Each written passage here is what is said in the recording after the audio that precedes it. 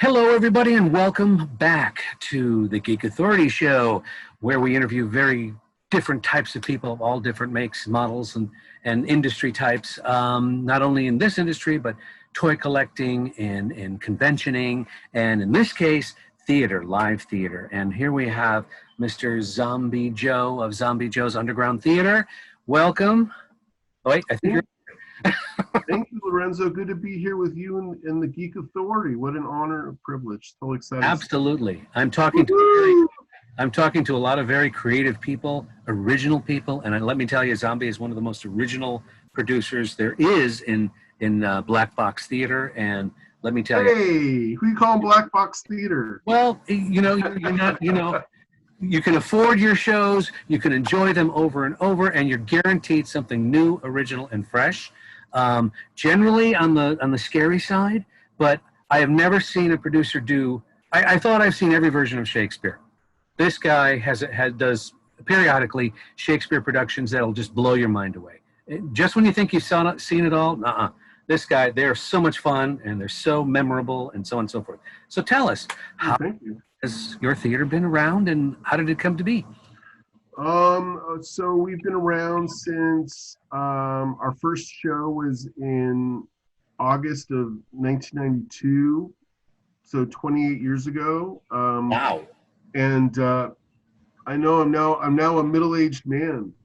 I don't know how He that started happened. at 10 years old. He started at 10 years old.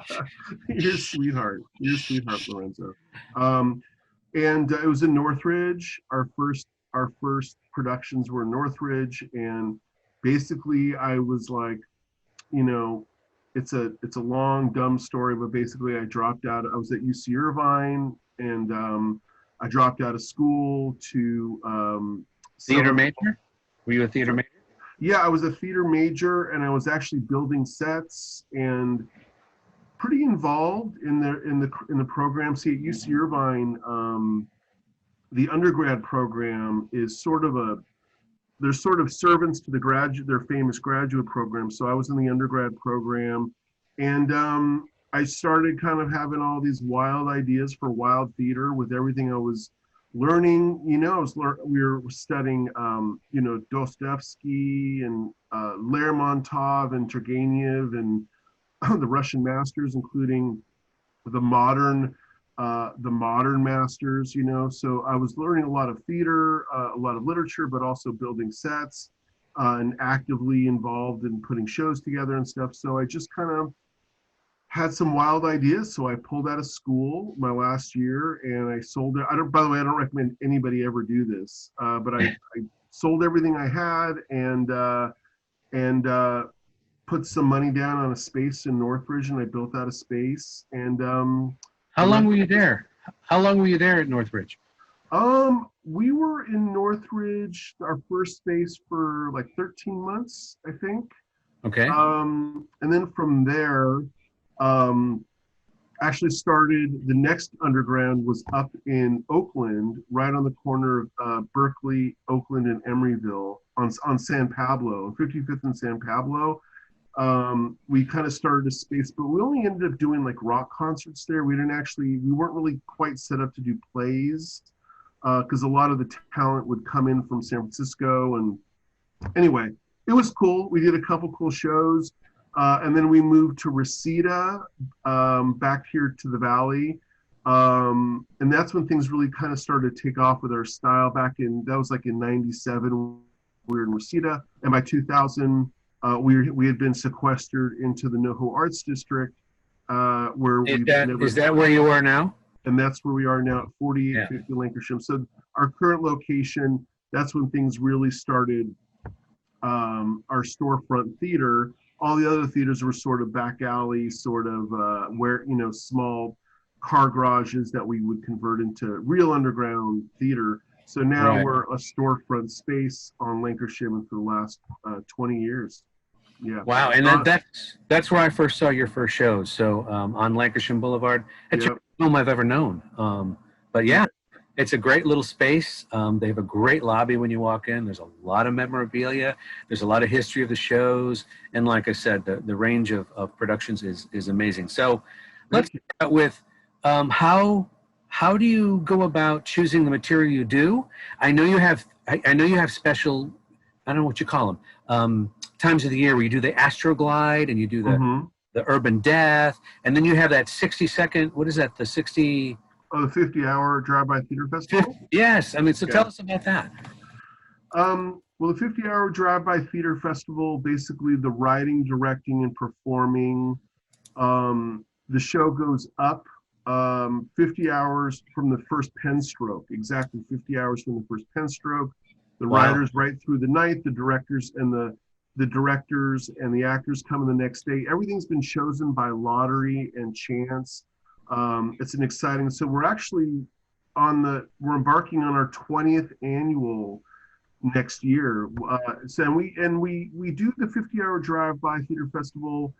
It's a 3-day festival. We do the same show. We create 4 to 5 short plays with live music usually, and we'll do it for like a Saturday, Sunday, and Monday. It'll premiere on Saturday night after rehearsing all night on Friday, and then we'll do it again on Sunday and Monday that you've seen. And so.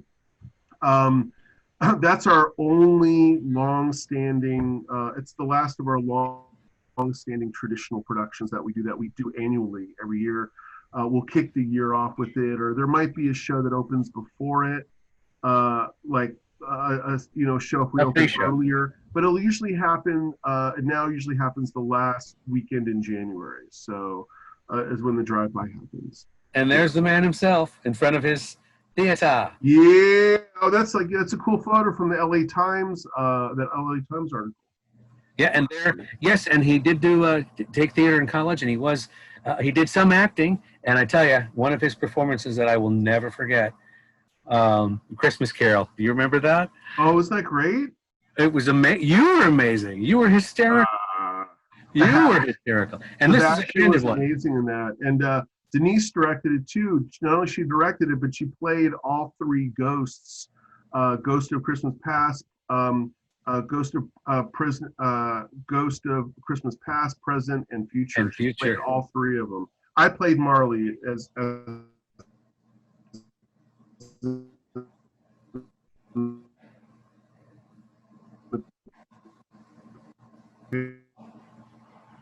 Okay.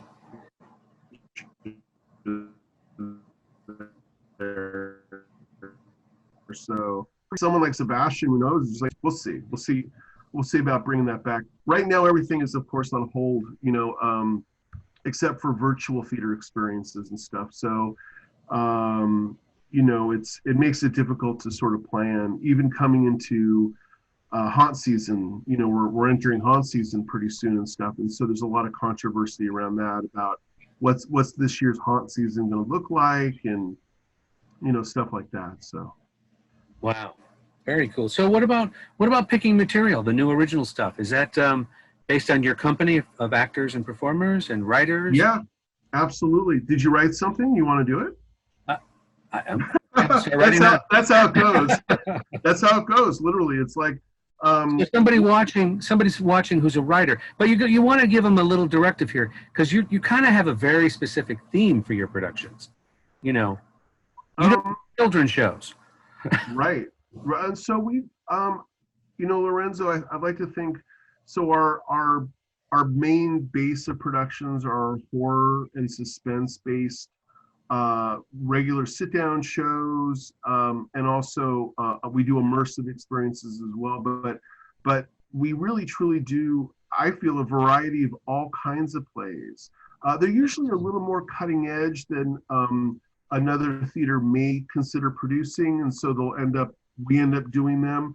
But we definitely do all kinds of shows, and so seriously, like if you're a writer, a playwright, an artist, sort of a lost, elusive trade, a playwright these days. But if you're like, hey, I wrote this play, we want to do it, that's sort of how it all starts. And then it usually happens really quickly. Like the show will go up, we don't plan out a regular season, like a season being, January. For us, a season would be January to December versus for some theaters it might be August or September all the way to June. or July. Like for us, it really is the true fiscal year. So once we start for the year, like the first couple weeks of January, once we start our weekends, it's not we don't have a dark weekend. We're constantly churning out shows, constantly Your two, shows, three at a time. your shows are like Friday, Saturday, Sunday kind of thing. Yeah, usually Friday, Saturday, Sunday, but we also do successfully Monday night, when other nights of the week as well. We'll Right. I have remember the week of Halloween. You had, I think it's the whole week, right? for Halloween season, we'll have Urban Death will run Friday, Saturday nights, and then we'll usually have a second production running, bookending that. The Sunday, maze, Monday. your Like maze it's show. yeah, Remember you had immersive. right. We might do like a Sunday, Monday, but yeah. As far as our immersive shows, the big show that we were finishing up right before COVID hit was the Boogeyman, and we had been running that on and off since last November, and that was a super successful experience. We try to stay away from the word immersive, even though I've used it to describe.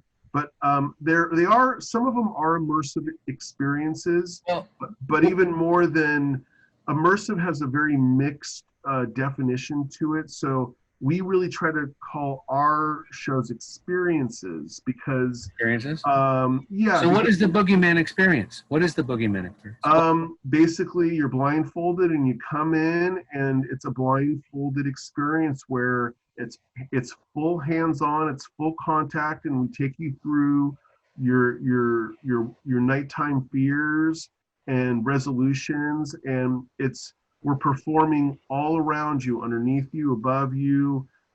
It's a gentle, almost therapeutic experience. All of our experiences, um, Contact. they're full contact, but they're non-violent and Oh, aggressive. We okay. don't do violent, aggressive. Now there is a place for that in the community, where they're a little more hardcore and they're a little more, I don't know about violent, but they're a little more aggressive.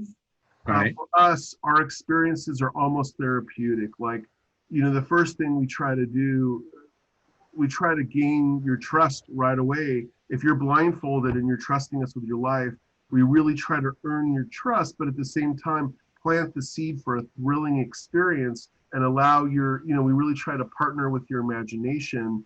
So we'll really go there with you and you're not too fearful to enjoy it. We want you to enjoy the show that you paid for, that you drove 60 miles to come see. The most Wow. important thing is that you enjoy it and you embark on the experience. We don't want you to be too afraid to Right. not And yeah. when you mentioned driving to your theater, you're also in the NoHo Arts District, Los Angeles area. For those of you who don't know about the area or watching outside of Los Angeles, it's a big theater. I call it Theater Row community, where there's lots of theaters, and Zombie's been there, a staple there for a long time. So, Yeah, um, for but 20 years. have you had any? I mean, like I don't want to say negative reactions, but have you had people, not receive it well, that boogeyman thing? I mean, how is Absolutely. Yeah. I mean, sometimes people will bring friends out as a birthday gift. We do a lot of birthday party, not a party, but they'll bring them out as a surprise, and they right? won't be expecting something that wild like that. I would say 95% of the time, it ends up being a thrilling thing where they come back again, and they Right. really, Or tell their friends. because we really try hard. I mean, we don't want to alienate anybody, and we don't want anyone to feel, uh, and that's on all levels. Like we're not a political theater company. We have no other agenda other than entertaining the pants off of you, and we cross every line. We'll do whatever it takes to entertain you. And so, but Right. that's what we're there. We're there to entertain you, put a smile on your face, and go, wow, that was weird, or that was different, or and we really try to cultivate these productions so they have like a half a brain in them, and they have strong themes. Yep. and they have a beginning, middle, and an end. And we really try to engage with the And audience. But yeah, my first experience like that with you was that first Halloween show you did with the maze. yeah, You go in there and they give you a little flashlight, and yeah. it's dark and things are coming. It's kind of like a haunted house, except in a more, I don't know, kind of an eerie, thrilling, because you don't, every corner you turn there was something happening. Hmm. And the flashlight was like, okay, wherever you look is where you're going to get the reaction. It was like this Right. too. Yeah. So Jana Weimer and I have been developing Urban Death for since like 2005, and so Now that tell Urban us, Death is definitely our tell us about Urban Death. How does Urban Death work? well, there's a couple different variations of Urban Death now. So we have our standard sit down hour long, 50-minute to hour long horror show of tableau. It's so Urban Death is a French style tableau West Coast sort of episodic theater. It's we don't speak words; it's wordless for the most part. So that enables all nations of the world and all languages to come and enjoy it and come see it. We could literally put it up anywhere in the world, and everyone can understand the emotion and the theatrics of the piece. At least we hope they can understand. A lot of it's also often open to interpretation. So we'll do like Avant-garde theater. Yeah. it's true avant-garde, original. There's nothing like it. It's our own. It's ZJU's Right. main deal, and we do it all over the world. We've brought it to Edinburgh recently, and it's Jana Weimer brought it to South Africa, Wow. and to collaborate with another theater company out there. Isn't that one of your award-winning productions? Urban Death is like, so we'll do a springtime production, which is a sit down, you sit in the audience and watch the show. And then we'll also do a convention sampler that we would play Midsummer Scream. There would be like little mini 15 to 20 minute, or we would do those around the clock the whole weekend at Midsummer Scream Convention, which this year they've pushed it back till next year. We were playing every year Midsummer Scream. It's the one convention Urban Death was playing. And then our big Urban Death venue, our big incarnation is Urban Death Tour of Terror, and that's in October. And that's for haunt season, and that's the one time of year people come literally from all over the world to come see that show. That's our one time a year. And so haunt season's a couple months away. We're in the middle of this thing, so everyone's hoping and praying for the best. Now that you brought that up, have you adjusted with your company on doing preparing for the future? I mean, what do you guys got going on? Well, preparing is difficult for any theater. It's very difficult to plan and prepare. As it was in mid-March, we had just opened Cabaret Macabre. It got through its opening weekend.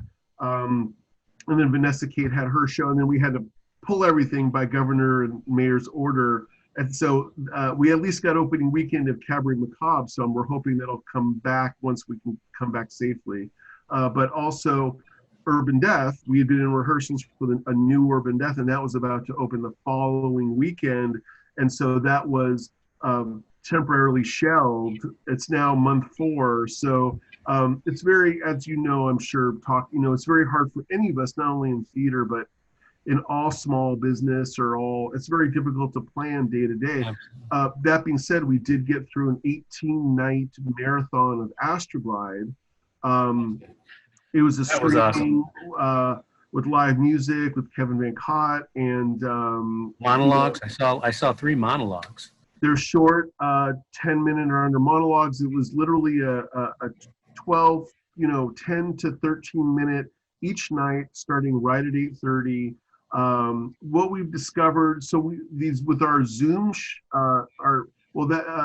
Astroglide was not a Zoom show. We actually had converted the theater into like a sound stage. Like we're using really nice cameras, and John Santo was our director of photography, and it was really a whole amazing experience. It was a real learning experience. There were so many aspects to it. I can't really go into too much of it because it was so involved, but I never would have imagined how involved that would be and how it literally, it took over like 6 weeks of our life. So that ended a month ago. And so now we're looking at possibly what's coming up next. I'm going to be teaching an inner creature acting class to the community, for us and for the Department of Cultural Affairs. We're doing that next week.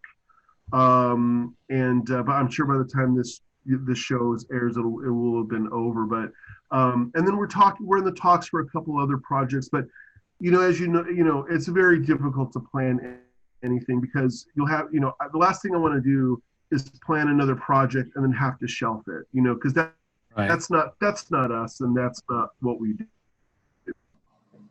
Right. So as these projects come up and such, will you be promoting everything on social media?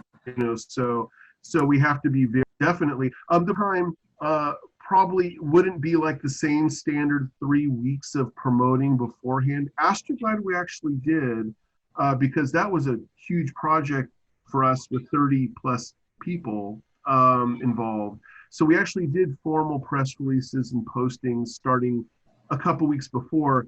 But in this brave new world we're in, there would be a lot less notice for, it's like, okay, guys, everybody tune in tomorrow. And even then, everyone's sort of, Because this all sounds interesting, and definitely I would love to see it. Is it updated on your site? So when I put link and everything, people can check your definitely. The Colonel, our webmaster, and our online PR manager, and our tribunal ambassador of our company, he's amazing, like beyond amazing at keeping everything updated, and it's a tremendous amount of work, and he's been doing it for 20 plus years now, and that's his he's a huge part of the leadership of the company, and that's what he does. I mean, he's just totally amazing and stuff. So a lot of the graphics and a lot of what you see germinates from him. It comes from him. It sources from him. We'll definitely push it out there. It's also up to the public to kind of also root around and see what's out there. We can kind of push everything out there and try to make sure that it's put in front of you and stuff, but ultimately it takes both parties to kind of meet in the middle and go, I wonder what's out there. And if you do a search, you'll inevitably find us and you'll see what's happening, what's on the menu inevitably. Yeah, you just Google Zombie Joe's and everything comes up. I mean, it's amazing. North Hollywood. Do you wanna talk any about your company? Right, but even we're not. I guess like specifically, there's like so many elements to it. We're a theater family. Brandon Slezak's our general manager, Denise Devins our lead director, and there's several people that are like really, really involved, like the Colonel, Jana Weimer, and we have just a really amazing company of directors Can I mention that Denise is the one that does my favorite Shakespeare versions? I mean, I love it. So yeah, and Denise Devin does amazing work, and so there's different broods of leadership in the company, but at the end of the day, what we really are is like a theater family. If ever there was one in SoCal, it's us. Live theater. We really are a theater. We're a non-dues membership company, membership in the loosest sense of the word, where it's people come and go. They usually stay for a long time. We do productions together, and it's a whole world in itself that I would encourage everyone to get involved with if possible. And we do really depend on a commitment, whether it's for just one production. If people are, everyone's very busy these days. Everyone's very distracted with the stuff in their lives that's like super important. But so when you do a production with us, we really do ask a lot of you, but it's only for a short period of time. We off, if you're unable to commit to a show, we're the wrong company to come to, because if no one can kind of step in and out. Like, everyone's fully involved. Like, we're very much a grassroots Right. community theater, in a Right. lot of ways. A lot of nice people too. A lot of nice people. Thank you, man. You're a huge part of it too, Lorenzo. You're a huge part of all of our theaters, and just Thank completely you. integral and indispensable part of it. I mean, Wow. Thank what you you. bring to it, man, is huge. And I know, we're all a bunch of like red-haired stuff. We're all a bunch of kooky kids. Like, I'm the biggest kook of them all. Like, kooky, is what I mean. But I'm definitely not all there. But I care. I try to run an honest, just really hardcore focused theater company, and we're a small little operation. We're a niche theater. We're not for everybody, but people really, especially during this period, during this COVID era, our community's been extremely supportive. Like, I cannot even believe how supportive, in terms of like just being there for us. And there's been donations, and which we never really accepted, except for Edinburgh, we raised money. But like, during this period, it's really been the community has done everything in their power to keep us alive and keep our space, Wow.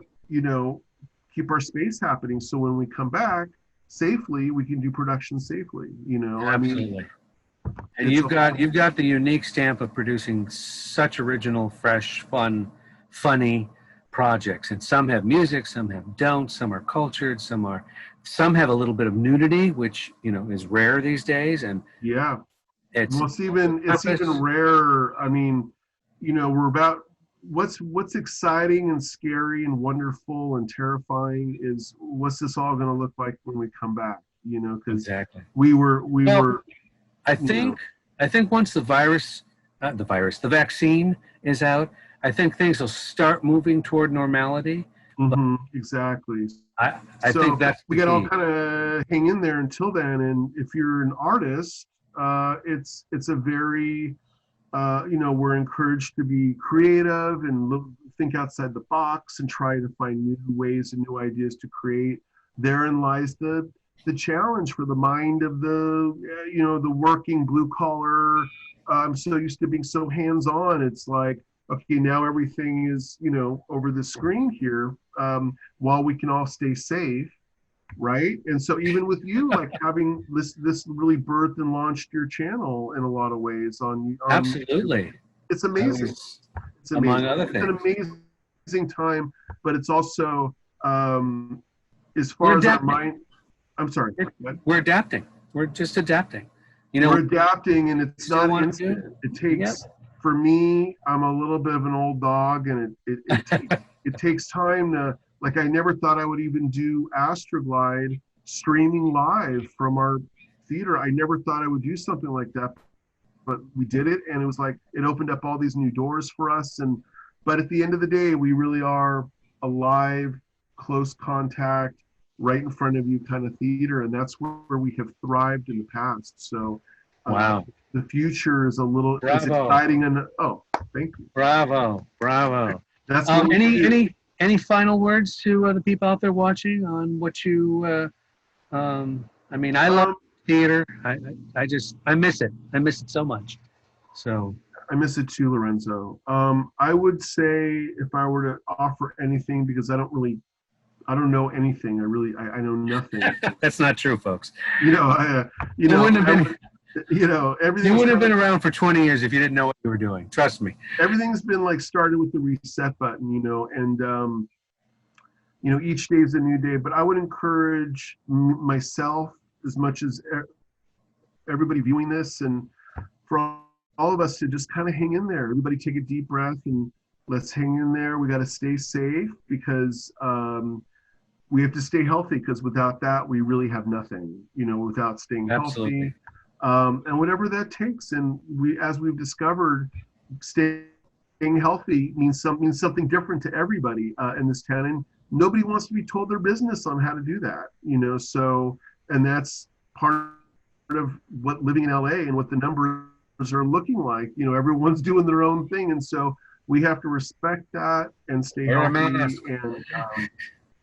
And Lorenzo, it's great to do this show with you. I wanted to just show a couple too of my toys. Like this is We're the both collectors. Death Star Escape figure. Very cool. One of the 3-packs that Hasbro put out from like 1996 and 97. And what I love about this 3-pack, they came out with probably about a dozen 3-packs, but it's got Luke, Han, and Chewie in cuffs. And so underneath those Stormtrooper helmets are a Luke and a Han. I've owned several of these, and I keep giving them away to friends, so I keep rebuying it for myself. And this is a Power of the Force 2.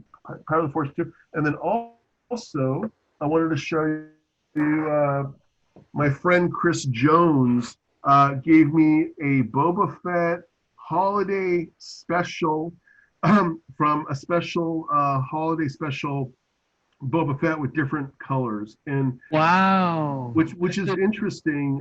That's from the animated special, right? The cartoon. It's from the animated special. I think it's one of the few animated. It's the animated debut Boba Fett. But what's interesting about this figure is, you know, as far as Lucas and everyone wanting to burn every copy, which they weren't able to do, obviously, and have nothing to do with holiday special, like remove it from the canon completely. Amidst all that, there was a licensed toy that came out of it. Wow. Encouraging people to see the holiday special. That is so cool. And I wore my Star Wars Galaxy's Edge hat just for you. So. Oh, you did. I love Big that. Star Wars fan. And the shirt. And then also the last one is so this is a Power of the Force 2, also for 97. Is that a Bantha? And Bantha and Tusken Raider on a furry Bantha. You can stick your finger inside and feel the hair. Really furry. Okay. And this is a super cool toy that I wanted for so long, but it's big. And I never took the time to, you know, spend the $35 to actually get one. So they never released in the original vintage from 78 to 85. They never released. They had a prototype, but they never made the Bantha. But they should have. And if they made it, it would have been a hard plastic incarnation, kind of like the Dewback. But anyway, this is one of my favorite pieces. And these are my modern toys. Like, I buy some modern toys that I could play with, but I ended up even keeping them in the package. You know, like the Black Series has totally been incredible, and you know, almost like the way they're all constructed with the packaging. Oh, and we got the Baby Yodas. Okay. We got the child from the Mandalorian. This is a gift from my friend John Santo. Do you remember General Madine? Who's that? You don't know? I don't think so. Oh, nice. Oh, right. Okay. That's Madine. That's Madine. Love him. That is the coolest. He's the coolest. Return of the Jedi. I love that. Does it come with his white? What's the accessory? Does he have a white? It's got a baton. It's like a baton that he pointed at the computer. I love General Madine. I love that. That's hardcore, man. I love it. I haven't seen one of those in a while. I love it. See, he and I can go on forever. I'm not the only collector, folks. See. Yeah, but I love your unwrapping and your show and tell. The unboxing, Geek Authority unbox. Yeah, like the ones from the conventions when at the end of the night and you going through your swag at the end of the night in the room with Michael. And Michael's probably holding the camera. I love that. I think it's the best. I miss all of that. No more conventions, no more nothing. So I miss all of that. What's that, Lorenzo? What's that one convention you did maybe 2 years ago where you showed up and nobody was there? Like it was an empty hall. What convention was that? WhedonCon. Joss WhedonCon. What happened there? They just didn't advertise. I mean, without getting too political, I think they're conventioning for the wrong reasons. And the best part about them is Mhm. they do have a tiny, tiny dealer's room, and they have a fan kind of thing where not just Joss Whedon stuff, but there's Star Trek and Star Wars, and so you can. It's a place to meet people, but it just wasn't a convention to me. People didn't really know what it was. You know, it's there's nothing more heartbreaking than going to a convention or going where there's vendors and the vendors are sitting around upset that there's no People, it's low attendance. Like it's that for me, that nothing breaks my heart more than that. Like you know, you just got to go and buy something to support, but like they're sitting around and going, am I in this for the whole? I mean, how often do you think for these vendors that do these conventions, how often does that happen, do you think, for them? well, I don't think that kind of environment happens often, but I do. I can gauge a good convention by whether or not they return the following year. Now, Right, of course. this particular con I mentioned has been going on for like 5 years, and it's kind of dwindling. Versus the king of them all, Comic Con, which is they just can't keep people away. It's Right. so busy. But Midsummer Scream too, which is the big Halloween convention in Long Beach. That it was supposed to happen next week, and they're actually doing an online virtual event, an all day event with interviews and wonderful, great stuff. Uh, wow, they they they've grown. It's really interesting to see a con grow and get bigger, and it could literally double each year.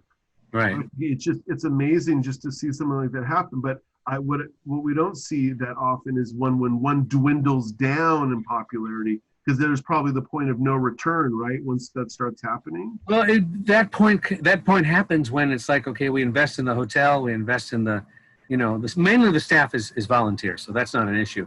But it's renting the hotel, it's renting the space, that part. Then it becomes are we making our money back?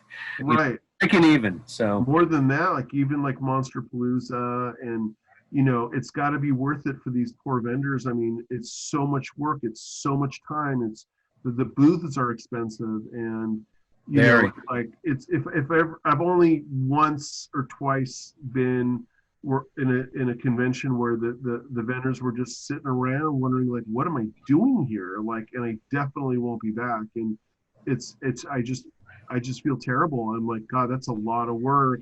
And somebody didn't do their job, or somebody didn't, like, nobody wants that for the vendors. right. I could do a whole show on conventions. Trust me. Uh, the downside, but I won't, because it's kind of, nobody wants to see the mud. They want to hear. I do. Me too.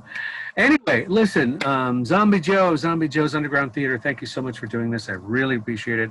It's good to get your word out there that you guys are still creating, you guys are still thriving, and you're adapting. Until the vaccine comes, you guys are still around, and your Astroglide was amazing. Definitely keep us updated on what when your next projects are like that, or when you open and everything's back to normal, whatever that is.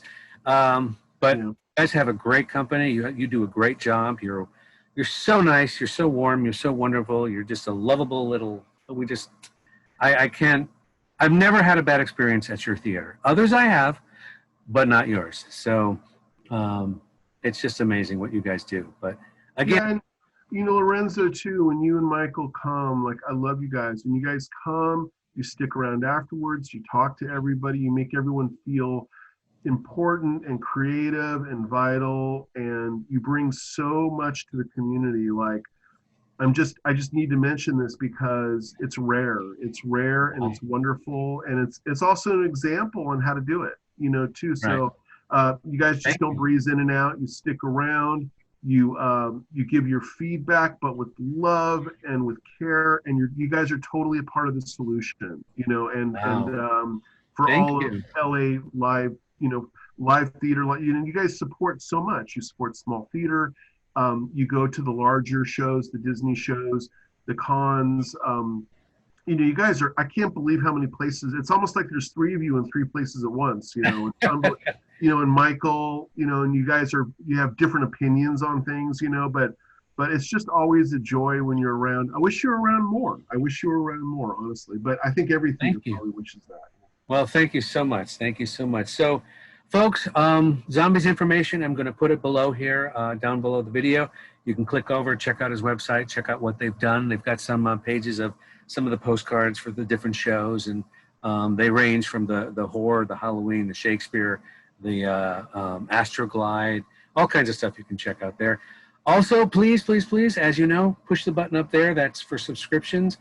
The two other shows that I have, the Unboxing the Geek Authority, which is where he mentioned I actually open stuff up, toys, games, whatever. It's like Christmas. It's like Christmas come early every year. Yeah, I see it for the first time. You see it for the first time.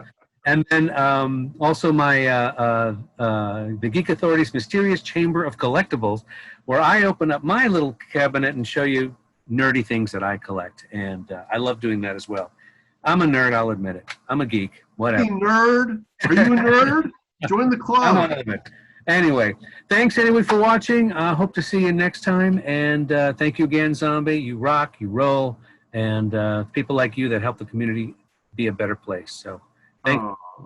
That's Okay. what you're talking about, you know. Say bye to everybody. Bye. Love you guys. Stay safe. Everybody stay safe and healthy, okay? You heard Let's him. do this. You heard him. Bye-bye.